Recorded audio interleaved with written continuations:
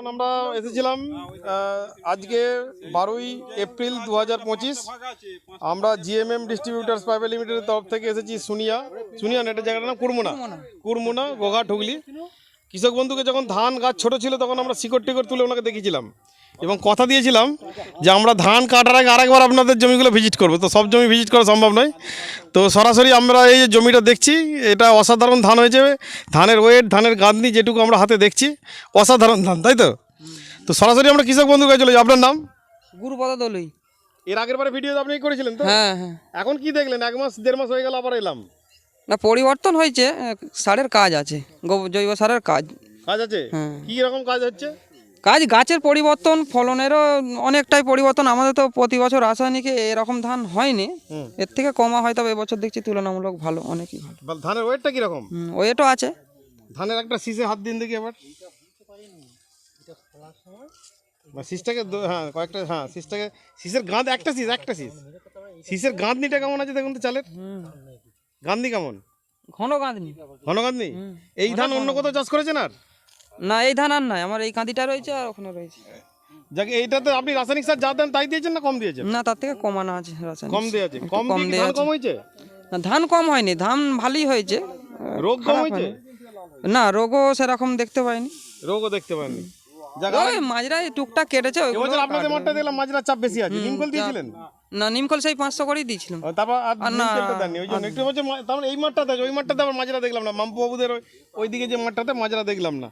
তো সাথে আরেকজন কৃষক বন্ধু যার ভিডিও আমরা আগের বারে করেছিলাম, তো ওনারও ধান ফলেছে কিন্তু ওনার মাজরা কেটেছে ভালো, এরকম দেখলাম। তো আপনার নাম? সুনীল রায়। এর আগের বারে আপনার ভিডিও করেছিলাম। হ্যাঁ।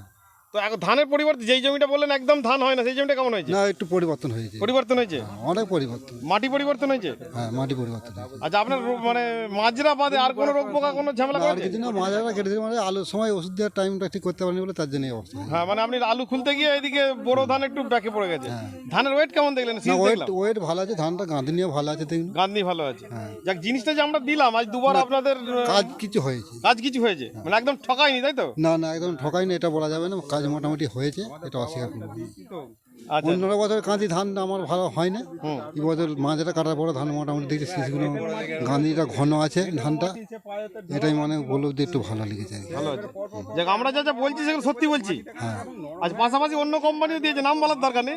তাদের কি রেজাল্ট দেখছেন? তাদের তো এই অবস্থা, সে একজনের সাথে আমি কথা বলে দেখুন, সে বলছে এরকম দিয়ে এই অবস্থা হয়ে গেছে।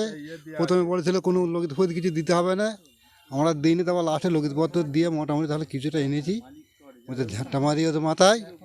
তাহলে সব জৈব কোম্পানি ঠিকঠাক নয়? না না না না, আমরা যে পরিমাণ মাঠে মাঠে ঘুরছি, আপনাদেরকে 1 বছর বোঝা বলে দিই, তো সেটা আমরা কথা দিয়ে কথা রাখছি। হ্যাঁ অবশ্যই। হ্যাঁ, এই যে বলেছেন আপনারা আসবে বলেছে, একবার এই যে আবার এবার আসছেন, মানে আপনারা না ডাকলেও আসছি আমরা। না এটা ঠিক আছে। এবং আমরা উনি আলুতে ব্যস্ত ছিলেন বলে তাই, নাহলে নিয়মিত খোঁজ খবর নিয়েছি যে কোন চাষির কি রেজাল্ট হচ্ছে, তাই তো? চাষিকে তো মানে আপনারা একটু দিয়ে করবে, না করলে আমরা চাষিরা একদম আমাদের কাজ তো আপনাদেরকে এটা বোঝানো, আর আপনারা তবে তো আমাদের খেতে দেবেন। সেটা বুঝে কাজটা আপনারা আমরা ধানটা করতে না পারি। ফলালে আমরা খাবো কি করে? কিন্তু আমরা যদি আপনাদেরকে বোঝাতে না পারি বিজ্ঞানটা, তাহলে আপনাদেরও দোষ কিছু নেই। না না না, আপনারা বিষ খাওয়াবেন আমাদেরকে, এটাই স্বাভাবিক। সারা জীবন এক করে চাষ করেছে, সেটাই দিয়ে এসছে। এবার মোটামুটি এবার এইগুলো বিভিন্ন রকম মানে যে হচ্ছে না, সেটা মোটামুটি। আচ্ছা ঠিক আছে, আরেকজন আছে, আপনি চাষ করেছেন? আপনাকে আগের বার দেখিনি, তাই তো? হ্যাঁ, আমি কি চাষ নাম করেছি। আপনার? তাপস পোড়েল। বাড়ি কুড়মুনা এখানে। হ্যাঁ, করবো না। না, আপনার ভিডিও সারা পশ্চিমবঙ্গের লোক দেখবে, এখানটা সবাই চিনবেন। তো আপনি কি দেখছেন? আপনার ধান করেছেন, কেমন হয়েছে? ধান আমি 1 বিঘে দিয়েছি, জ্যাকপটটা মোটামুটি ভালোই রেজাল্ট দেখছি, খারাপ নয়। মাটির পরিবর্তন? মাটি আমার একটা এঁটেল মাটি তেল লাইন গেল, সেই মাটিটাই দিয়েছি, দেওয়ার পরে মাটিটা পুরো মলম হয়ে গেছে, ঢেলা ছিল না হলে। ধানের কাঠি কেমন হয়েছে? ধানের কাঠি ভালো হয়েছে। হ্যাঁ, শীষ ভালো হয়েছে? শীষ ভালো হয়েছে। যাক, ধন্যবাদ। এই শীষগুলো শক্ত কেমন হয়েছে? না, শক্ত। শক্ত? হ্যাঁ, শক্ত। আপনি আবার শীষটা হাতে করে নাড়ান তো দেখি, এই জমি শীষটা করে কেমন শোয়াতে পারেন দেখি একবার।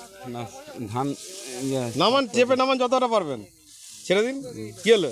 না, ধান শক্ত আছে, স্প্রিং হয়ে উঠে যাচ্ছে।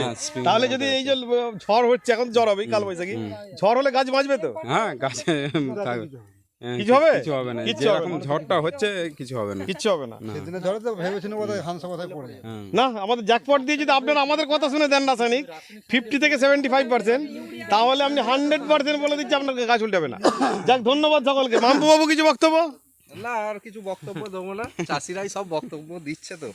কেমন লাগছে আপনি একটা নতুন নিয়ে কাজ করছেন, নতুন জিনিস? নতুন জিনিস ভালোই লাগছে, নতুন জিনিস ভালো রেজাল্ট আমরা হলে বলি তো সেটা জৈব ভালো চাষি হবে। মুখে হাসি, আমাদের পিঠে লেখাও আছে দেখুন। জৈব চাষিদের মুখে হাসি ফুটলে কার না ভালো লাগে? হ্যাঁ যে ব্যবসাদার, যে করে খায়, সবাই ভালো লাগে যে চাষি আসি।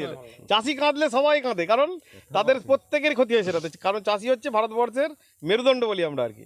কারণ সবার মুখে ভাত জোগাচ্ছে, একদম রাষ্ট্রপতি পর্যন্ত মুখে ভাত জোগাচ্ছে চাষিরা। তা চাষিরা কাঁদলে আমাদের সেই খাবারটা তো তুলতে পারবো না আমরা মুখে সঠিকভাবে। তো আমরা বলছি চাষিদের মুখে হাসি ফোটাবার জন্য জৈব এবং রাসায়নিকের মিশ্র পদ্ধতিতে আসতে হবে, এবং আপনাদেরকে ধীরে ধীরে দেশের মাটিকে বাঁচাতে হবে। দেশের ভূখণ্ড বাঁচালে হবে না, দেশের মাটিকে বাঁচাতে হবে। এই ভিডিও আগামী দিনে সারা পশ্চিমবঙ্গের মানুষ দেখবে। শুধু তাই নয়, আপনাদের মিটিংয়েও আপনারা দেখবেন আর কি, যে আমরা যে কোনো মিথ্যা ভিডিও করেছি, একটা কোনো ভিডিওর মধ্যে কোনো মিথ্যা আছে? কোনো কাউকে শেখানো আছে আগে থেকে পয়সা দিয়ে? নেই। ধন্যবাদ।